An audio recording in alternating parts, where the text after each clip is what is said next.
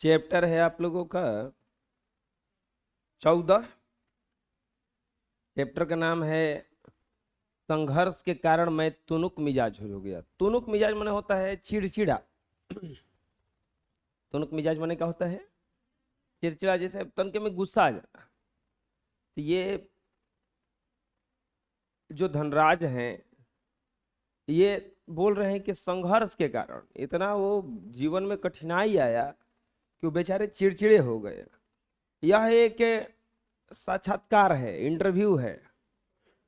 ये वाला फैन चालू करो जी, वहां पे टीवी लिखा होगा, टीवी उसको ऑन कर दो। सर्दी एक ऐसा बीमारी है जिसमें हवा से परहेज करना होता है, और गर्मी एक ऐसा बीमारी है जिसमें हवा के बिना आदमी रह नहीं सकता है। हवा से परहेज भी करना है और हवा से बचना भी। हाँ, ये लेखक ये जो खिलाड़ी है, जैसे आप देखे होंगे टीवी वीवी पे न्यूज वाले पूछते रहते हैं कुछ किसी से कि आपने ये कैसे किया, ये क्या किया, तो वैसे ही कुछ ये भी है और उन्हीं से कुछ पूछताछ हुआ है, वही बताया जा रहा है। ऐसे सफल लोगों का कहानी पढ़ने से ये पता चलता है कि सफलता एकाएक नहीं मिलती, मेहनत और संघर्ष से मिलती है। कितना बेइज्जती सहना पड़ता है सफल लोगों को, वो केवल सफल आदमी ही बता सकता है। बिना बेइज्जती सहे, बिना एकदम पूरा मर मर के काम करना पड़ता है, तब जाकर के कुछ आदमी बन पाता है। इतना आसान नहीं है बनना। ऐसा रहता आसान तो सब कोई बढ़िया बढ़िया आदमी बन जाता। प्रतिष्ठा भी चाहिए, इज्जत भी चाहिए, पैसा भी चाहिए और आराम भी चाहिए। ये चारों नहीं मिल सकता है। आराम त्यागिए, लोगों का डर त्यागिए, तभी कुछ होता है। पहला, हॉकी के सुप्रसिद्ध खिलाड़ी धनराज पिल्लय, इनका नाम था धनराज पिल्लय, जब 35 वर्ष के हो गए तो उनका एक साक्षात्कार विनीता पांडे ने लिया। इस साक्षात्कार का संपादित अंश यहाँ दिया जा रहा है। उनका इंटरव्यू किया गया और वही इंटरव्यू यहाँ पे है। विनीता पूछ रही हैं, खिड़की पुणे की तंग गलियों से लेकर मुंबई के हीरानंदनी पवई कॉम्प्लेक्स तक आपका सफर लंबा और कष्ट साध्य था। उस सफर के बारे में बताएं। खिड़की एक छोटा सा जगह है, वहां से आप मुंबई के नंदानी पवई कॉम्प्लेक्स तक पहुंचे। मतलब क्या है कि झोपड़ी से चल के आप एकाएक महल तक पहुंचे। इस रास्ता में कितना संघर्ष किया ये बताइए। धनराज बोल रहे हैं कि बचपन मुश्किलों से भरा रहा। हम बहुत गरीब थे। मेरे दोनों भाई, बड़े भाई हॉकी खेलते थे, उन्हीं के चलते मुझे भी उसका शौक हुआ। धनराज पिल्ले के दो और भाई थे, वो दोनों हॉकी खेलते थे और उन्हीं के हॉकी खेलने के कारण इनको भी मन किया कि हम भी क्या खेलें, अब हॉकी खेलें। पर हॉकी स्टिक खरीदने तक की हैसियत नहीं थी मेरी। देखो कितना है, हॉकी खेलने का मन है और हॉकी खरीदने का पैसा नहीं है। इसीलिए अपने साथियों से स्टिक उधार मांगकर काम चलाता था। मांगते थे जाकर के, दे थोड़ा सा खेल के, देते नहीं। वह मुझे तभी मिलती जब वो खेल चुके होते। अब कोई कैसे देगा? जब खेल लेगा तबे ना देगा कि ले तू ले, अब तो खेलेंगे केकरा से। इसके लिए बहुत धीरज के साथ अपनी बारी का इंतजार करना पड़ता, बहुत शांत बैठना पड़ता है ना। ऐठबा थोड़े ना कि तो हमरा अभी ये दो, वो खेल रहा है तो बोलेगा भागे जैसे। मुझे पहली स्टिक तब मिली जब मेरे बड़े भाई को भारतीय कैंप के लिए चुना गया। उन्होंने मुझे अपनी पुरानी स्टिक दे दी। वह नई तो नहीं थी लेकिन मेरे लिए बहुत कीमती थी क्योंकि वो मेरी अपनी थी। पहला स्टिक कब मिला? जब उनके बड़ा भाई को चुना गया भारतीय कैंप के लिए। और जब चुना गया तो वो अपना पुराना जो स्टिक से खेलते थे, हॉकी स्टिक जो होता है, वो दे दिए कि ले जाओ तुम। तो पुराना था लेकिन उनके लिए बहुत ही कीमती था क्योंकि वो उनका अपना था। दीवार छोड़ के बैठ रहे बबुआ, बार बार कहना पड़ता है। मैंने जूनियर राष्ट्रीय हॉकी सन 1985 में मणिपुर में खेली। तब मैं सिर्फ 16 साल का था। देखने में दुबला पतला, छोटे बच्चे चेहरा जैसा। अपनी दुबली कद काठी के बावजूद मेरा दबदबा ऐसा था कि कोई भी मुझसे भिड़ने की कोशिश नहीं करता। छोटे से थे 15 साल का लड़का कितना होगा? 10th क्लास में जो आजकल पढ़ता है वो भी 15 साल का नहीं है। उतना छोटा छोटा सब था और पहुंच गया खेलने के लिए, लेकिन इनके सामने कोई आता ही नहीं था, इतना खतरनाक खेल रहे थे।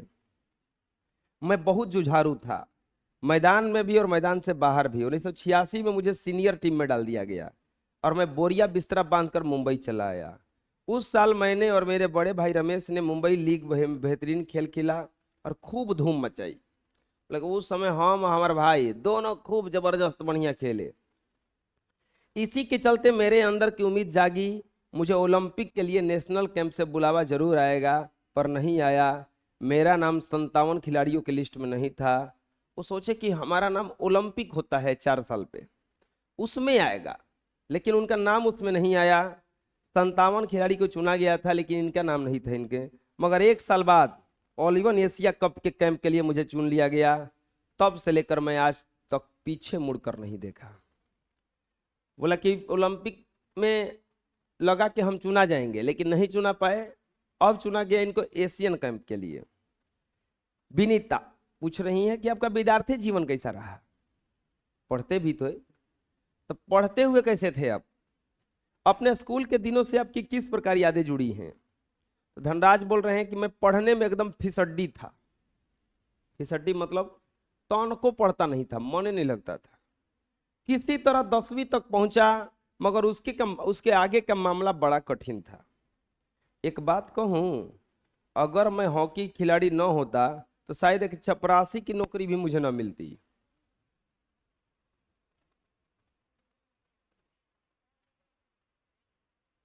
ओह,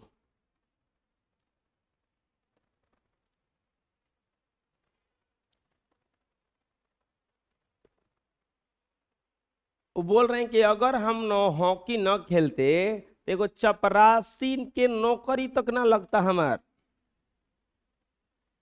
मैं बैचलर ऑफ साइंस आर्ट्स भले ना हूं, पर गर्व से कहता हूं कि बैचलर ऑफ हॉकी हूं। बोले कि बैचलर ऑफ, भले हम बीए एमए ये सब नहीं किए, लेकिन एक बात है, हॉकी बड़ी बढ़िया खेले।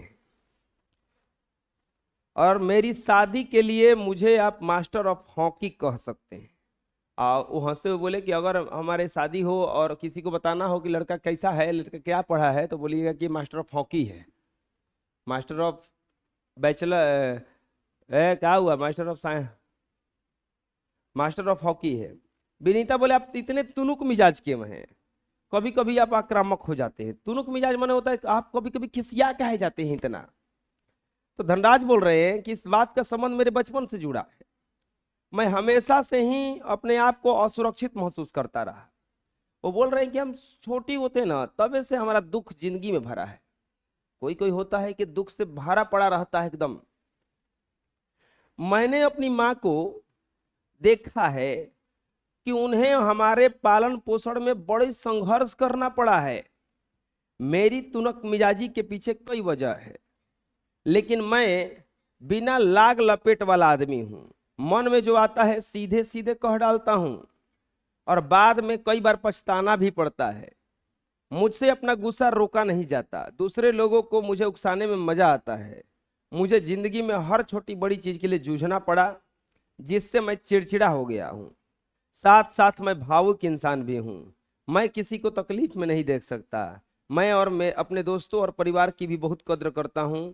मुझे अपने गलतियों के लिए माफी मांगने में कोई शर्म महसूस नहीं होती। बोले कि इतना मतलब कि कष्ट से आदमी निकला है ना। एक बात समझ लो,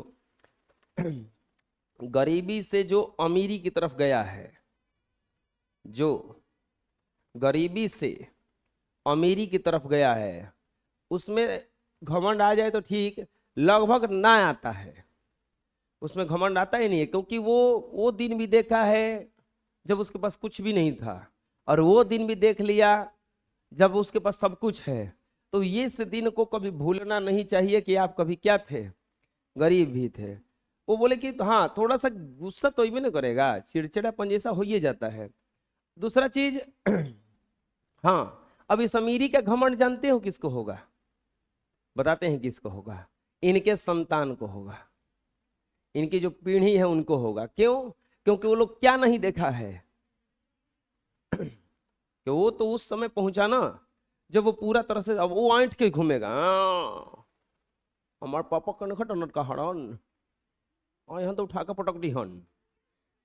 अच्छा, वही में वो कुटाता पिटाता है सब, क्योंकि ये दिन जो देखना था वो देखा नहीं है। अब इसके पापा तो डांटे हैं, कीट में कितना डिटोट होता है, तो वो बेचारा किसी से झगड़ा वगड़ा ना करते हैं। लेकिन ई से सूरा जन्म लिया, जन्म लेते करा के मोटरसाइकिल कार मिल गया। ई बेचारे पैदल कितना घसेटे हैं ये जानते हैं। एक को कलम खाती इनको पापा के सामने नाक रगड़ना पड़ता था, इसको दर्जन के दर्जन कलम मिल रहा है। को भूलवावता, को फेंकता, को ठीक है नहीं खे। ई झोरा लेके पढ़े गई बड़न, बूढ़ा के झोरा सियल रहे। ई बढ़िया बढ़िया करके बैग मिल जाता। ई सरकारी स्कूल में घसेट के पढ़ा है, बूढ़ा बिछा बिछा के एक के बढ़िया स्कूल में डाल दिया गया। तो क्या देखेगा? ई जब जन्म ले रहे तो लाइन ना रहते रहे, एक जन्म में इन्वर्टर लागल बटे, लाइन कटते नहीं खे, क्या जिंदगी देखेगा? इसीलिए वो थोड़ा सा क्या बन जाता है, अब घमंड हो जाता है। खैर ऐसा होना नहीं चाहिए। तो वो बोल रहे हैं कि हम भी थोड़ा सा तुनुक मिजाज, हाँ गुस्सा तो ही करता है कि जो कोई दिक्कत करेगा। विनीता बोल रहे हैं आपके परिवार का आपके लिए क्या अहमियत है? बोले कि सबसे अधिक प्रेरणा मुझे माँ से मिली है। बोले कि माँ हम ही को बहुत आगे बढ़ाई है, उन्होंने हम सब भाई बहनों में से अच्छे संस्कार डालने की कोशिश की। लड़के लड़की को बिगाड़ने में सबसे बड़ा हाथ किसका होता है? माई के होता है। हम सही बता रहे हैं। पापा से कभी लड़का नहीं बिगड़ता है, लड़की नहीं बिगड़ेगी। बिगड़ेगी किससे? माई से। हम गारंटी लेते हैं मम्मी उसका सब कुछ जानती है बात कि लड़का का करता और लड़कियां का करती है। बस वो गलती करती हैं कि उसको हैंडल नहीं करती हैं, उसको लगता है कि चलने देते हैं। सबसे बड़ा हाथ किसका होता है? मम्मी पापा का होता है। बच्चा गलती करे झप्पड़ लगाइए, उसको मारिए, पीटिए, डांटिए। बढ़िया खाती तोरा साथे रहेंगे, खराब खाती ना, खराब खाती काट देव जियते तोरा कही हम। बात क्लियर है? बढ़िया कर भी, पढ़ बढ़िया ले, कापी मांग, कपड़ा मांग, दे देम।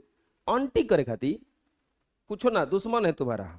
तब वो लड़की चाहे लड़का जान जाएगा कि अरे बाप रे तो बड़ी कुटत सरे, चल अब कोई से झगड़ा बहरी ना करम। खेलने कूदने के लिए न प्रेम होना चाहिए। ये नहीं मम्मी है तू गलती कुछ कर रहा है, चेक कर रही है, बचिया हमार बड़ी बढ़िया है, बढ़िया है। एक दिन बचिया तो हर ऐसा, चाहे बबुआ आता ना नक बुढ़ाई की तरह, तो समझे में नहीं किया। बहुत बोले कि सबसे ज्यादा प्रेरणा मिले उनकी मम्मी जो है वो अच्छा अच्छा संस्कार डाली। मैं उन सब में से नजदीक हूँ। अब बोलोगे कि पापा का कह नहीं बोल रहे हैं। अरे एक बात जान लो, मम्मी से लोग आदमी कम डरता है लगभग में। अब मम्मी सब बतिया जानती हैं, कोनो बात नहीं छिपा है उनसे, क्योंकि दिन रात घरे रहती हैं। तो घरे रहती हैं तो दिन रात लड़कवा को देखने रही, लड़किया के देखना रही है कि लड़कवा लड़किया के क्या करता सन। वो खेले जाती है कब, चाहे खेले जाता कब, कब पढ़े जाती है, कब पढ़ के आवती है, कब पढ़े जाता कब पढ़ के आवता, उस सब देख नहीं रही। क्या खाता पापा तो भर दिन कमाए में लगल बड़न। उ सांझी कैलन तो हाँ लड़का लड़की घरे मिलता सन, हाँ पढ़त सन, हाँ ठीक बा पढ़ सन, हम चल गइलन खा पी के सुतलन, फिर अगला दिन पढ़े गिलन, तू गिलन कमाए गिलन।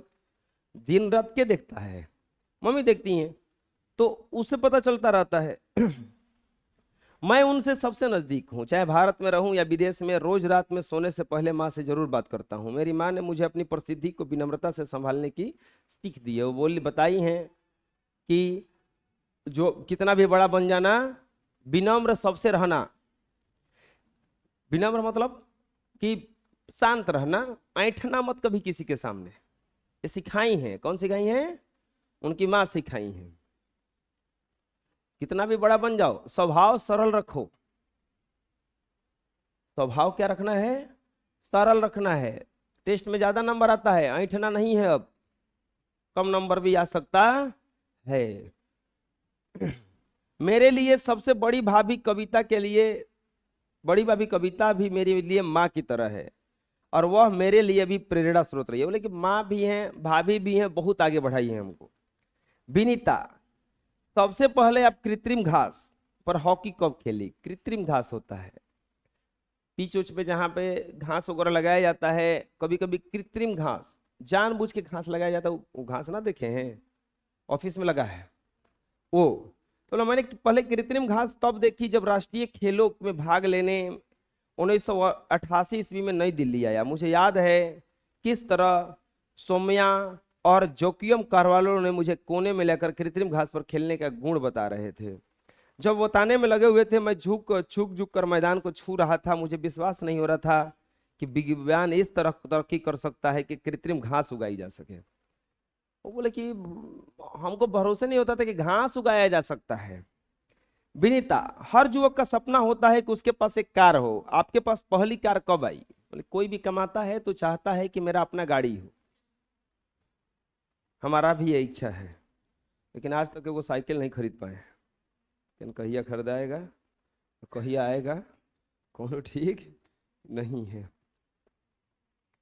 मेरी पहली कार सेकेंड हैंड अरमाडा थी। बोले कि हम पहले बार जो कार खरीदे थे वो अरमाडा नाम की कार खरीदे, जो मेरे पहले एम्प्लॉय ने दी थी। तब तक मैं काफी नामी खिलाड़ी बन चुका था, मगर जरूरी नहीं होता कि शोहरत पैसा लेकर के साथ आए। ऐसा देखो होता है नहीं है कि आपका बहुत नाम हो गया तो पैसा भी बहुत ज्यादा मिल गया। ऐसा होता कभी कभी होता है कि नाम में ज्यादा हो गया, पैसा कुछ नहीं है। तब मैं मुंबई की लोकल ट्रेनों में बसों में सफर करता था, क्योंकि टैक्सी की चढ़ने की हैसियत मुझे नहीं थी। मुझे याद है एक बार किसी फोटोग्राफर ने एक भीड़ भरे रेलवे स्टेशन पर मेरी तस्वीर खींचकर अगली सुबह अखबार में छाप दी कि हॉकी का सितारा पिल्लय अभी भी मुंबई की लोकल ट्रेनों में सफर करता है। हुआ क्या, एक बार ऐसे ही मुंबई के ट्रेन में जा रहे थे तो ना, वो मान लो पहचानता है, सुपरस्टार है, आदमी फट नहीं पहुंच जाता है, फोटो खिंचाया, सर मेरे से मेरे साथ photo photo photo photo photo. तो फोटो खिंचवाने के लिए एगो क्या किया कि फोटो खींच के छाप दिया अखबार में कि ये देखिए ये इतना बड़ा आदमी है और ये ट्रेन में धक्के खा रहा है। उस दिन मैंने महसूस किया कि मैं एक मशहूर चेहरा बन चुका हूँ। उस दिन लगा कि अरे हम फेमस बन गए भाई क्या रे, और मुझे लोकल ट्रेनों में सफर करने से बचना चाहिए। लेकिन मैं कर ही क्या सकता था, जो मैंने थोड़ा कमाता था उसे अपना परिवार चलाना पड़ता था। धीरे धीरे पैसा जमा करके बहन की शादी की, अपनी माँ के लिए हर महीने पूरे पैसे भेजना शुरू किया। आज मेरे पास एक फोर्ड आइकन है जिसे मैंने सन 2000 में खरीदा था। सन 2000 मतलब 2000 ईस्वी में। मगर वह किसी कॉरपोरेट हाउस का दिया हुआ तोहफा नहीं, बल्कि मेरी मेहनत की गाढ़ी कमाई से खरीदी हुई कार है। बोले कार खरीदे हम फोर्ड आइकन 2000 ईस्वी में। अब देखोगे जो अच्छे लोग होते हैं, अमीर लोग होते हैं, वो जल्दी बाहर नहीं निकलता है। सब बाहर जल्दी नहीं निकलता है, निकलेगा तो जल्दी निकलेगा और तुरंत घरे क्या करेगा भाई, तुरंत वहां से हटेगा। विनीता करें आपकी सफलता के लिए क्या महत्व है? हॉकी को आपने इतना कुछ दिया, इसके बदले आपको क्या मिला?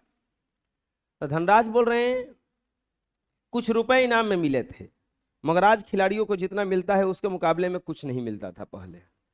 पहले के खिलाड़ियों को कुछ नहीं मिलता था, कम मिलता था। मेरी पहली जिम्मेदारी थी परिवार में आर्थिक तंगी को दूर करना, उन सबको एक बेहतर जिंदगी देना। विदेश में जाकर खेलने से जो कमाई हुई उससे मैंने 1994 में पुणे के भाऊ पाटिल रोड पर 2 बेडरूम का एक छोटा सा फ्लैट खरीदा। पहले जो कमाए उससे 1994 में को जाके फ्लैट खरीदे। घर छोटा है पर हम सबके लिए काफी है।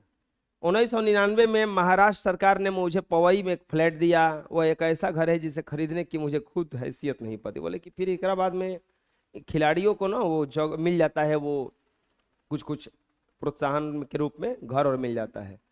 तो लगा ऐसा घर हमको मिला जिसको खरीदने का हैसियत नहीं था मेरा।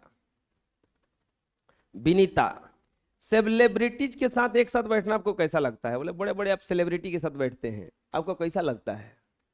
बोला बहुत अच्छा। जब हम राष्ट्रपति से मिले तब यह महसूस हुआ कि हम कितने खास हैं। हॉकी ही है जिसके कारण मुझे प्रतिष्ठा मिली। बोल रहे हैं कि अब बताओ, राष्ट्रपति के साथ बैठना उठना हो गया तो हॉकी ही है ना जिसके कारण ये आगे पहुंचे। ये खेल से जुड़े हुए आदमी थे। कोई भी काम खराब नहीं होता जब उसमें आप मन से जुड़ जाओ। किसी काम को आप खराब मत कहो, वो काम बहुत आपको आगे ले जाएगा।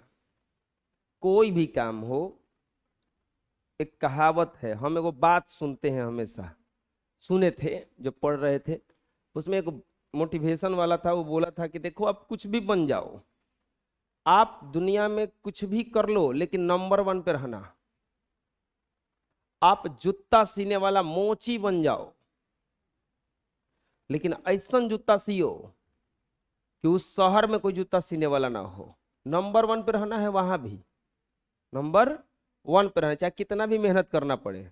तो वही बात होता है, कुछ भी करो लेकिन उसमें इतना आप वो क्या कहा जाता है, एफर्ट डालो कि उसको और बढ़िया कैसे बनाया जाए।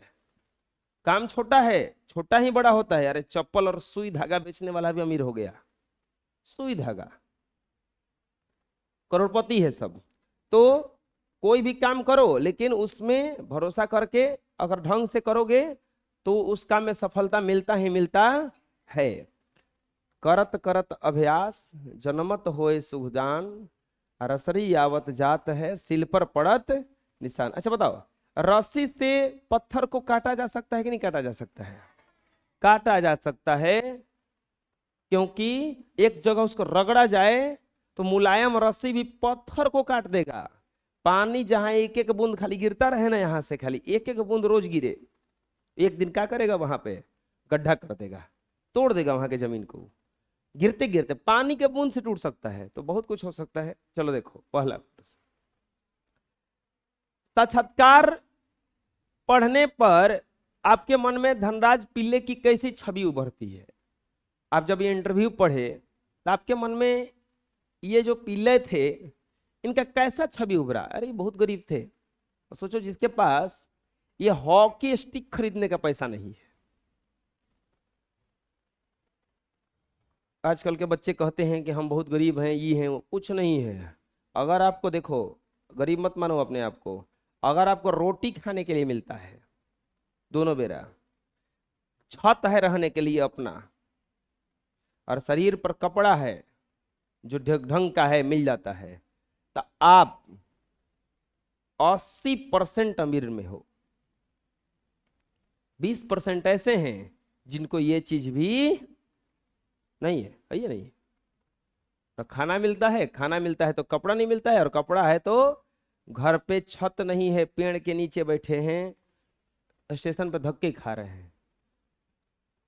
मेहनत से आगे बढ़ता है इनको। अच्छा, इनको खानदानी कुछ मिला था पैसा वैसा कि कमाए थे? कमाए थे ना। साक्षात्कार पढ़ने पर हमारे मन में धनराज पिल्ले की छवि उभरती है। वे गरीबों में पले बढ़े एक स्वाभिमानी व्यक्ति हैं। आपको पता है, हम लोग सोचते हैं कि अमीर जानबूझ के अमीर है, नहीं। अरे उसका तुम मेहनत देखोगे ना, तब पता चलेगा कि वो कितना मेहनत करता है। वो सबके सोने के बाद सोता होगा, सबके जगने से पहले जग जाता होगा। वो लोग का टाइम टेबल देखोगे तो सनक जाओगे कि इतना मेहनत कर कैसे लेता है। 10 गो हेडक लेके चलता है वो, तब जाकर के कुछ मिलता है। अंबानी का हम लोग नाम लेते हैं, ऐसे थोड़े ना है, दिन रात लगे रहते हैं। वो गरीबी में पले बढ़े एक स्वाभिमानी व्यक्ति है। देखने में बहुत ही सुंदर नहीं है, देखने में तो सुंदर थोड़े ना है, ये अजीब लगते हैं देखने में। ये देखने में बहुत सुंदर नहीं है। हॉकी खेल में इतनी प्रसिद्धि प्राप्त करने का जरा भी घमंड नहीं है उनमें। हॉकी खेल में इतना बड़ा बढ़िया बने, लेकिन 1% घमंड नहीं है उनमें। आम लोगों की भांति लोकल ट्रेनों में सफर भी करने में भी शर्माते नहीं हैं। आम लोगों के भांति घूमते रहते हैं इधर उधर। उन्हें जमीन से उठकर आसमान तक पहुंचने का सफर तय किया है। गरीबी से उठ करके अमीरी तक पहुंचे हैं। वे एक अभावग्रस्त बचपन जीने वाला व्यक्ति आज एक नामी खिलाड़ी है। पिल्ले जी अपने माँ और भाभी का बहुत सम्मान करते हैं। वे मेहनती और जुझारू हैं। आज भी इन्हें साधारण इंसान की तरह जीवन जीने में कोई संकोच नहीं है। अच्छा, आपको क्या लगता है, साधारण जीवन जीना अच्छा है कि हाई फाई वाला जीवन जीना अच्छा है? साधारण जीवन जीने में मजा आता है। जैसे आपको कहीं जाना हो, ऐसा निकलो कि पता न चले कि आप कौन हो। देखने में आदमी कहे कि अरे ये तो नॉर्मल आदमी है, बाद में पता चला कि ना ना ना, ये नॉर्मल आदमी नहीं था। उन्हें हॉकी से गहरा लगाव था। अच्छा, आप महात्मा गांधी इतने महान थे ना? अरे महात्मा गांधी को नहीं जानता है? इतने महान थे। कभी उनको सूट बूट में देखा है?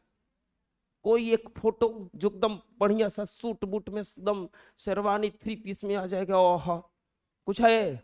कभी नहीं देखोगे। एक धोती ऐसे ही, बस एक धोती पहन के घूमते रहते थे दिन भर। कितना महान है, देश का राष्ट्रपिता उनको कहा गया। कपड़ों से महानता नहीं प्रति से आता है, महानता माइंड से, स्वभाव से आता है। तो इन्हें साधारण इंसान की तरह जीने में कोई संकोच नहीं, तन को शर्म नहीं है इनको साधारण इंसान में जीने में। और यहाँ पे देखोगे एक और है, बता रहे हैं आपको नाम हम, फेसबुक का मालिक है मार्क जुकरबर्ग। आप उसका फोटो कभी भी कुर्ता में नहीं देखोगे, वो कुर्ता नहीं पहनता है, केवल टी शर्ट पहनता है, वो भी एक एक कलर का, एक कलर का टी शर्ट खाली पहनता है। उसे कोई पूछा why are you wearing same T shirt all time, आप हमेशा एक ही टी शर्ट क्यों पहनते रहते हैं? तो वो बोला कि अगर हम दूसरे कलर का कपड़ा ले लेंगे तो हमको ये चुनने में टाइम लग जाएगा कि ये ऊपर टी शर्ट ये पहने तो नीचे क्या पहने, क्योंकि मैचिंग करना पड़ेगा ना। बोले इसीलिए हम एक एक कलर का कपड़ा पहनते हैं, हमको टेंशन नहीं रहता है क्या चुनना है, उठाओ पहनो जाओ।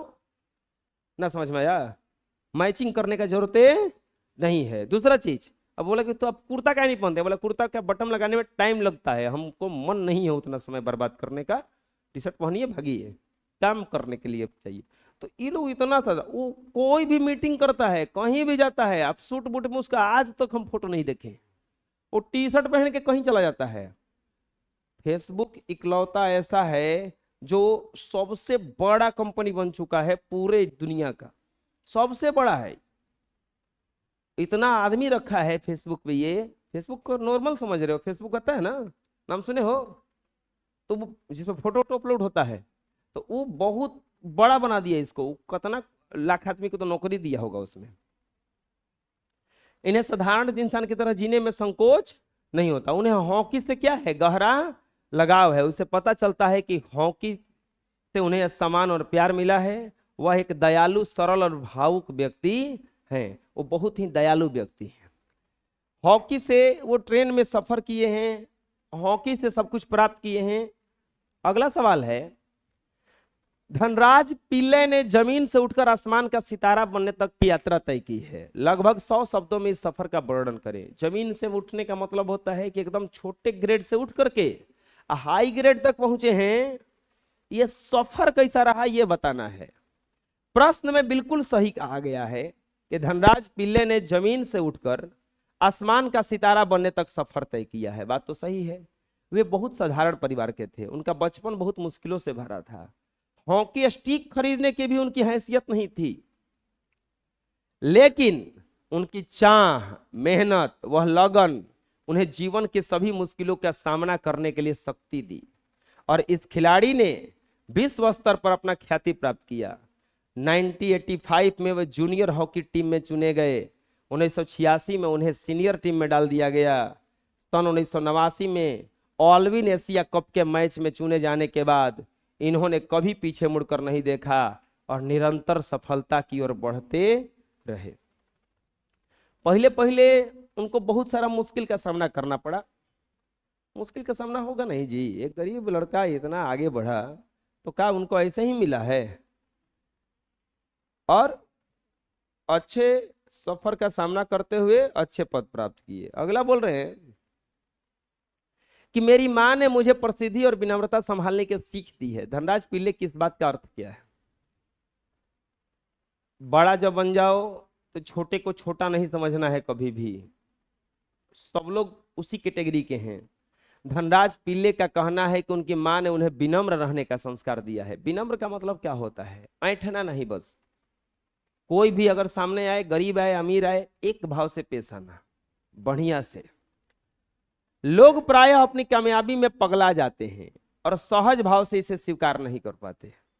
जैसे ही कुछ मिलता है लोग पागल हो जाते हैं। पागल होने का मतलब ऐसा नहीं कि करने लगते हैं, उसका मतलब है कि वो ऐंठने लगते हैं।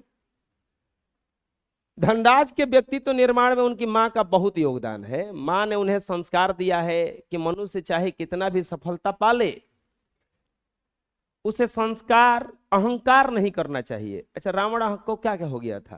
अहंकार हुआ था कि मर गया, वो घमंड में आ गया था। वो भी जमीन से उठा हुआ नहीं था, लेकिन वो बहुत ज्यादा प्रसिद्धि प्राप्त किया।